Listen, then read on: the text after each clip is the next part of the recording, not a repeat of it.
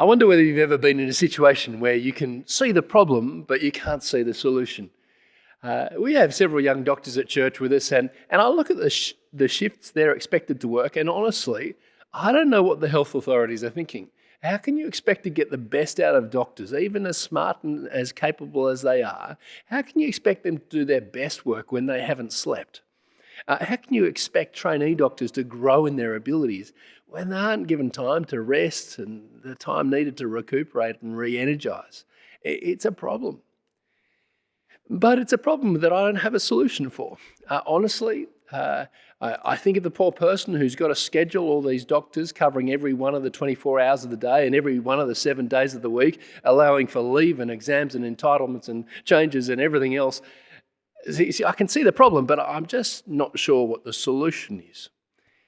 I'm sure there's things in your life like that, things that are problems that desperately need to be fixed, that you just don't have the answer for. And that's actually where we've come up to in our series of talks. This is where we've got up to. See, we've seen the problem, but we haven't seen the solution. Let's just remember where we've come from. We saw at the beginning of God's biography, starting in Genesis, that God was in charge and that we are his creatures under his rule. Back in the garden, there were no robberies, no cancer, no back pain. All was very, very good. But we declared autonomy. We went our own way. And the consequences were that God's beautiful world is not as beautiful. There's suffering, there's sickness, there's death, hurt people. God who made us is angry at us, snubbing him, and he holds us accountable. And we saw last week that there's judgment and there's death. You'll remember the cricket bat and the pottery, the plate. And so we've seen the problem, but not the solution. And I'm going to suggest today that Jesus is the solution to the autonomy problem. Well, we saw last week that God's method of dealing with autonomy involves a person. God will appoint a king who will crush all evil.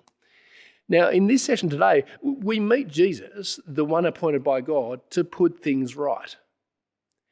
Note about Jesus. We've already spoken about the reliability of the scriptures, and I want to say to you that the question of Jesus as a historical figure is not something that's doubted by any serious historian. Most historians, Christian or not, are more than happy to study the historical Jesus like they study Alexander the Great.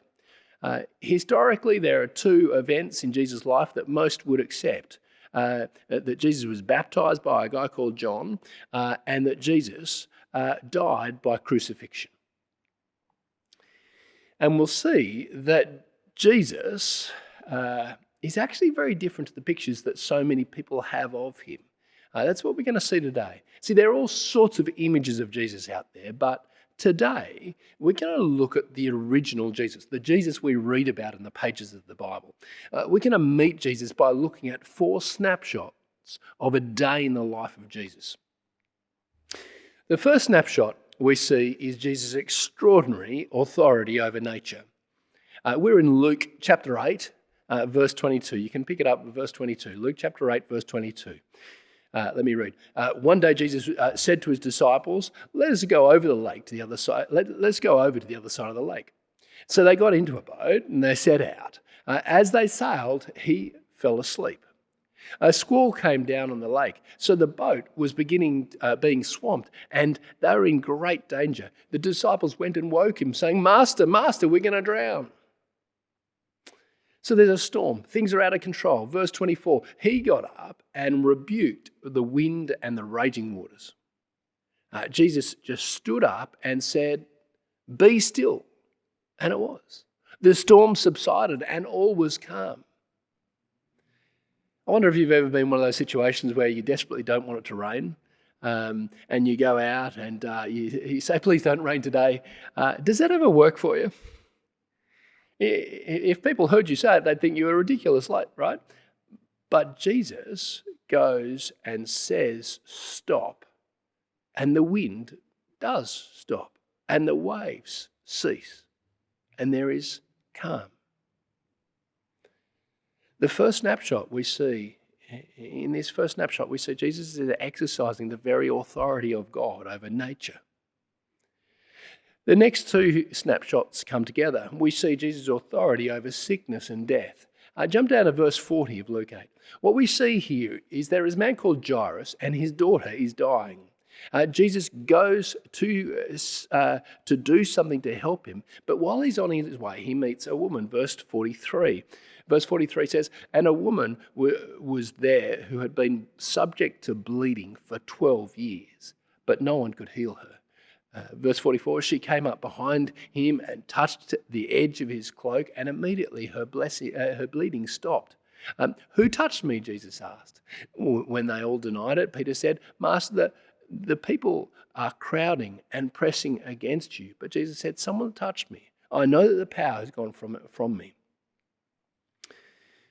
Verse 47, then the woman, seeing that she could not go unnoticed, came trembling and fell at his feet. In the presence of all the people, she told why she had touched him and how she had been instantly healed. Daughter, your faith has healed you. Go in peace. So here's a woman with a problem. No one has had the solution for this problem, and yet she reaches out to Jesus, and there is the solution. Now, the doctors at church, the telltale signs, bags under their eyes, they're some of the brightest, most talented people you'll meet. Yet none of them consult like this. Did you hear that interaction with the woman? Instantaneous health, straight away. Total and no complications. No second visit to the doctor. It's just done. And so in this second snapshot, we see Jesus has the authority of God over sickness. But while Jesus is healing that one woman, Jairus' daughter dies. Pick it up with me in verse 49. When Jesus was still speaking, someone came from the house of Jairus, the synagogue leader. Your daughter is dead, he said. Don't bother the teacher anymore. Hearing this, Jesus said to Jairus, don't be afraid, just believe, and she will be healed. Verse 51, when he arrived at the house of Jairus, he did not let anyone go in with him except Peter, John, and James, and the child's father and mother. Meanwhile, all the people were wailing and mourning for her. Stop wailing, Jesus said. She's not dead but asleep. They laughed at him, knowing that she was dead. But he took her by the hand and said, my child, get up. Her spirit returned, and at once she stood up. And then Jesus told them to give her something to eat. Her parents were astonished, but he ordered them not to tell anyone what had happened. And so here in this third snapshot, we see Jesus is exercising the authority of God over death. Now, that kind of authority, that's out of my experience. One night I was called into a hospital because a guy I had worked with had died. I went into the emergency department and there he was with his family. He lay on the hospital bed and dead. It was really confronting. In that emergency department, no one could solve this problem. No matter how much they'd slept, no matter how much training they'd had, no matter how few shifts they'd worked, they could do nothing for this friend of mine. But what Jesus does here is next level. He's able to heal and raise the dead. Jesus has the authority of God over life and death. Jesus is the solution in the face of death. And that's the third snapshot. The fourth snapshot, Jesus is competent to deal with evil. And this is a big one for us, for we've seen the problem, our problem of autonomy is ultimately a problem of evil. Pick it up with me in verse 27. When Jesus stepped ashore, he was met by a demon-possessed man from the town. For a long time, this man had not worn clothes or lived in a house, but had lived in the tombs. Now, this guy, his name is Legion, and he has a legion of problems. Legion here has been the loser in a cosmic supernatural battle. Legion's life is so dominated by evil that evil spirits have actually taken over his personality. Legion has multiple demons within him. He lives among the tombs. It's a long time since he's worn clothes or lived in a house. And here we have Jesus, God's authoritative king, coming face to face with a man representing evil. Verse 28, When he, this man, saw Jesus, he cried out and fell at his feet, shouting at the top of his voice, "What do you want with me, Jesus, Son of the Most High God? I beg you, don't torture me." And this is the demons talking. They're speaking to Jesus, and they know that they're in a dangerous situation, for despite their number and their power, they know that Jesus has unparalleled authority. They recognize Jesus as the Son of the Most High God, and they do not like it. It's good versus evil, and evil know that they're going to lose. So what does Jesus do? Verse 29, Jesus demonstrates that he has authority over evil. Verse 29, for Jesus had commanded the impure spirits to come out of the man. What's Jesus going to do with the evil spirits? Well, verse 31, and they begged Jesus repeatedly not to order them to go into the abyss. The abyss is the place where the disobedient, the unclean spirits, the demons are kept. It's awful. They don't want to go there. Verse 32, a large herd of pigs were feeding there on the hillside. The demons begged Jesus to let them go into the pigs, and he gave them permission. When the demons came out of the man, they went into the pigs. The effect is immediate and visible. The herd rushed down the steep bank into the lake and were drowned. Somehow, in some sense, you could say that the animals are sacrificed for the sake of this man. We get the idea here that the removal of evil costs something. The loss of the pigs graphically indicates that purging evil is expensive. But it's amazing for those who are there to see this exorcism. The man was naked, but now he's clothed. The man was roaming, but now he's seated. The man was a loner, but now he's sitting at Jesus' feet. The man was crying out, now he's comfortable in Jesus' presence. Whatever power the demons had, the power of Jesus is much greater. So this fourth snapshot is Jesus exercising the very authority of God over evil. Jesus here is showing us what God would do if he walked on earth. All the amazing things that we've longed for last week with the world full of evil. Jesus is getting rid of it. He's displaying God's clear work, person by person.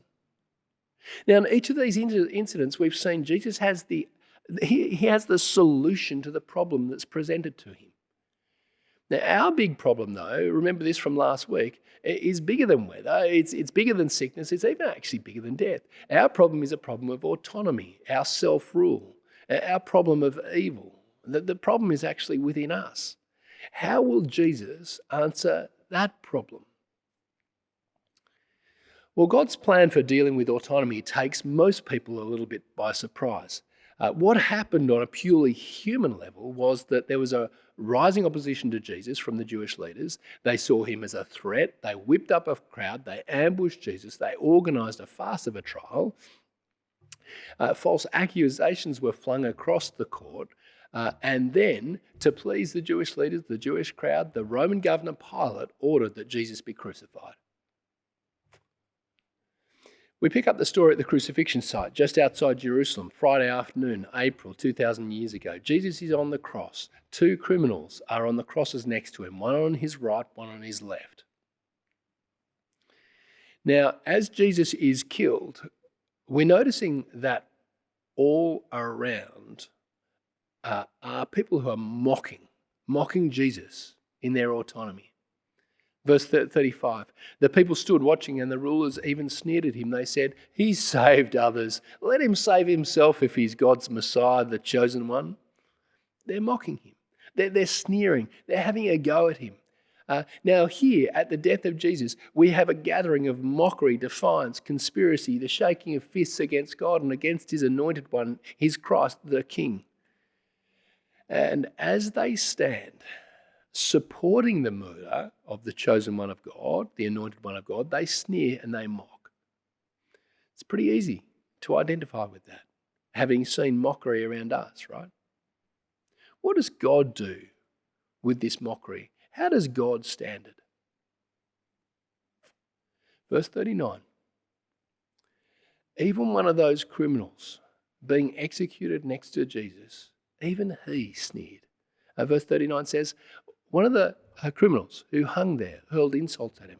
Aren't you the Messiah? Save yourself and us. Now, you've got to picture it. There are 3 crosses on a hill. The middle one is Jesus. There's one on his left, one on his right. And this bloke hanging there next to Jesus, he's on death row. He's hours from death. Here's the guy who's hours away from his own death, and clearly he's done the wrong thing in his life. He's about to meet God, and he's sneering at God's King Jesus. And there are people like that. But not everyone is like that. The other criminal thinks that this is all craziness. Verse 40, he said, but the other criminal rebuked him. He said, don't you fear God? Since you're under the same sentence, we are punished justly, for we're getting what our deeds deserve. But this man, speaking of Jesus, has done no wrong. See, the second criminal sees that before God, he's not in a position of strength. He's frightened of meeting God. And Jesus displays some remarkable power. Jesus has the ability to do things that only God can do. And yes, one of the reactions would have been fear. The second criminal seems to be saying to the first one, hey, you know this guy is God's man. You shouldn't be messing with him. And don't you fear God? He knows he's on death row. He knows he's got minutes to live. He's minutes from meeting his maker, and he sees that he's declared autonomy from God. He sees that he's done the wrong thing. He realizes that he's on his own, and he's in serious trouble. Look at 42. He makes an astonishing statement. Then he said, Jesus, remember me when you come into your kingdom. He throws himself dependently on God's king. He somehow sees that Jesus is the only one from God who has a kingdom that has not yet come. He sees that in Jesus somehow he is the king of God. He's the king of God's after death kingdom. When all around are mocking, this criminal has a moment of clarity, a moment of insight in which he reaches out in desperate dependence against all the peer group pressure that is around him. And Jesus, I'm with you. Please help me. And Jesus, God's King of the universe, looks at the criminal next to him and answers him. Verse 43, Jesus answered him, truly I tell you, today you will be with me in paradise. That's an amazing statement. That's a huge statement. It's a promise from God's King, the King of God's kingdom, that this man will be with him in heaven. Well, what right has he got to go to heaven? Well, none. And that's the point. This man asks for a crumb and he gets a cake. This man asks for a share and he's given the company. This man asks to be remembered and he's given a relationship with God's very own anointed King, Jesus.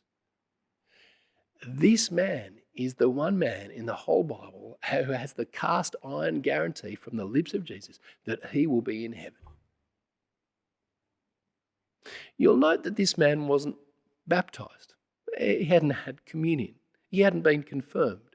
He'd never been to church. He'd never given money. He'd never sung a hymn. He'd never been a moral pillar of society. Otherwise, he wouldn't be sitting on that cross, would he?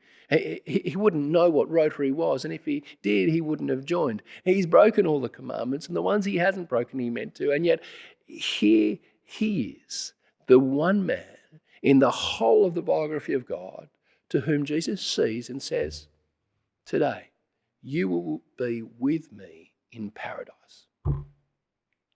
More than any other statement in the whole of the Bible, just seconds before his death, Jesus completely rejects the idea that we go to heaven by doing good works. This man didn't have any demonstrable good works, but he feared God. He identified in some sense his autonomy problem. He saw that he deserved to be punished. He recognized that Jesus was God's king. And somehow he recognized that Jesus in his death had the answer, had the solution to his problems. And so he somehow reached out independent trust to King Jesus. He went against the peer group, he went against the mockers, and he trusted Jesus. And Jesus guaranteed him a future in heaven. I wonder if you see the problem, though. How can Jesus do it? How can Jesus declare the man's autonomy dealt with? You think back to Psalm 2 from last week. God was going to use an iron scepter to dash pottery. He was going to dash the plates, you remember? He was going to dash rebels to pieces like pottery. He would bring judgment on those who are autonomous. God was going to do that to deal justly with evil. You remember verse 9 of Psalm 2? You will break them with the rod of iron, you will shatter them like pottery. Remember, we established before that the problem wasn't just out there, the problem was actually in here. It was in us. If justice is to be done, then we're on the uncomfortable side of the justice. In the story of the bat and plate last week, you remember we were the plate, not the bat. And now God is saying through Jesus to this man, you've got free entry into heaven. Today you will be with me in heaven. Could we do that? Could we do what the second criminal did? If we were to reach out, independent trust to Jesus, could Jesus declare our autonomy problems dealt with? I think the clue is in verse 41. Verse 41, we are punished justly, for we're getting what our deeds deserve, but this man has done nothing wrong. Jesus had done nothing wrong. Jesus is God's king on the planet. God is well pleased with Jesus. There is no one on the earth that God unequivocally delights in like he does in Jesus. Not me, not you, not us, only Jesus. Jesus is the one who has consistently pleased his Father. Therefore, Jesus is the one who didn't deserve punishment. He's the one who should never have died. The Son, Jesus, in his death, actually took the anger of the Father that should have been directed to me, to us. God punished Jesus in my place. That way I can be forgiven, and yet justice can still be done. For God could not say that could not say that what we've done in declaring autonomy doesn't matter, because it does matter. And now God is able to say, yes, it matters, and you matter, and it's dealt with. The penalty has been paid. The problem has been solved. Jesus was crushed in my place. Jesus became the plate so that I could go back to the table. It's an extraordinary display of love, isn't it? It's marvelous. And here is God sending his Son Jesus to die so that he could justly crush evil, yet lovingly not crush me. Actually, it's even bigger than that. For it's not that God sends Jesus as a third party. It's more glorious than that. For Jesus is the Son of God. Jesus is God himself. So when Jesus dies, it is God himself dying. If we read ourselves into this story, we're one of those criminals. Whoever we are autonomous before God. Whoever we are, we're all on death row, for we will all meet God. And the question for us is, will we face God defiantly, mocking, like this guy? Or recognizing Jesus as God's King, God the Son, recognizing that justice must be done, throwing ourselves dependently on the King who was crushed in our place, like this guy? Will I face God placing my trust in Jesus or not? So many people I speak to, even people who have been going to church for years, find this so hard to get their heads around. So many people think that being a Christian is about trying to be good enough to be accepted by God. Many good people struggle with this, that there's actually nothing that you can do to make yourself acceptable to God. There's nothing that you can bring to the table with which you can appease God. That's not the God of the Bible. It's the God of every other religion, but it's not the God of the Bible. He's not a performance-based God. He is a will you trust me God. Proud, self-made people struggle with this. You come to God needing his charity, his free gift. It's all from God and none from me. Rather, what needs to be done is the actions of the second principle: begging, pleading, independent trust to the one in the middle, to God the Son, Jesus Christ. So let me ask you the question: will you be the second criminal? Will you reach out in dependence? Will you plead for a crumb and be given the cake? Well, next week we'll look at how God raised Jesus to life again. And one of the things that will happen next week is that I'll pray a prayer at the end of my talk. It will be a prayer of turning back to God, a prayer of reaching out in dependence. And for those of you who want to be like the second criminal, it will be an opportunity for you to reach out in dependence upon Jesus. Look forward to seeing you then.